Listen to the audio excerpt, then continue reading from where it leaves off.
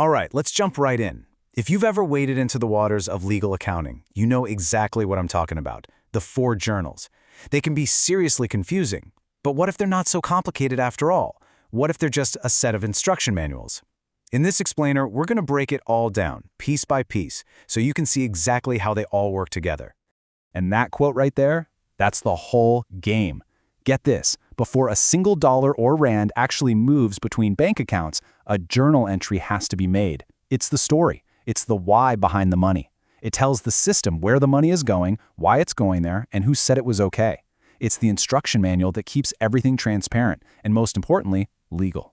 So here's the game plan. We're just going to follow the money. We'll track a typical client transaction from start to finish. We'll see how a firm records the fees it's earned, how it actually gets paid from trust, and then we'll look at a couple weird special cases before we wrap it all up. Sound good? Let's do it. So, at its heart, what even is a journal? Think of it as the blueprint for a financial move.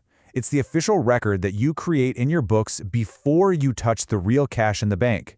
It's where you lay out the plan, making sure every debit and credit is accounted for before the transaction becomes final.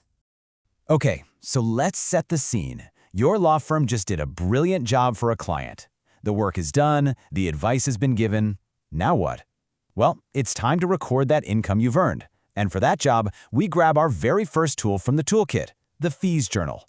Now, the trigger here, the thing that kicks this all off, is the tax invoice. The moment that invoice goes out, the work stops being just work in progress. It becomes an official debt that the client owes the firm.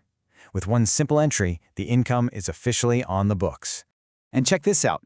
This is where you see the 2 sides of the coin. First, you debit the client's business ledger, which basically just means the amount they owe you goes up. At the exact same time, you credit the firm's fees account, and boom, the firm's income goes up. A debt is created and the revenue is recognized. Simple as that. So the fee is on the books. Great, but the firm hasn't actually been paid yet. The money's not in the bank. This next part is, without a doubt, the most important step for any lawyer, getting the money from the client's trust account into the firm's business account. And this slide just nails the most crucial concept in legal accounting, separation. The fee you've earned, that's a business thing, but the cash to pay for it, that is still 100% the client's property, and it's sitting in a totally separate world called the trust account. So how do you build that bridge? How do you move the money from their world to yours, legally and ethically? You use the MVP of legal accounting, the most important journal of them all, the Transfer Journal. This is your official permission slip to pay yourself. Now, this isn't just a click of a button. No way. It's a very deliberate 3-step dance, and the order is absolutely critical. First, you draft the journal, the instruction. Second, you update your books, and only then, once the paperwork is perfect, do you actually go and move the real money. The books always come first. Okay, let's get into the nitty-gritty. This one entry does 2 amazing things at once. You debit the client's trust ledger so their trust balance goes down.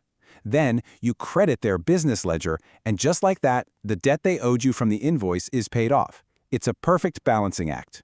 And here's what that looks like in the real world. You can see on April 13th, we're taking 1,000 Rand out of client X's trust account. That's the debit. And where's it going? It's going to pay off the 1,000 Rand debt on their business account. That's the credit. And that little narration at the bottom, that's the story, explaining it's all for invoice number 1. Clean, clear, and perfectly auditable. Okay, so that's how a firm pays itself. Makes sense. But what if the money isn't for the firm at all? What if you need to move money from one client to another client? You know, like during a house sale or a legal settlement. For that, we need a special tool. The trust journal is for an internal shuffle, and that's it. No money actually leaves the bank account. You're just relabeling it. The firm makes an entry that takes money from client A's trust ledger and puts it into client B's trust ledger. The total cash in the bank hasn't changed one bit, but the books now show that client B owns a piece of it that used to belong to client A. All right, 3 down, 1 to go.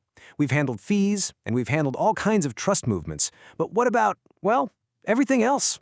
All the little internal business adjustments and, the occasional oops moment? For that, we have our final journal. Just think of this as the business fix-it tool. Let's say you paid the rent, but your finger slipped and you accidentally posted the cost to the stationery account. It happens. You don't need to move any real cash to fix that. You just need to correct the categories in your books. The General Journal lets you do exactly that.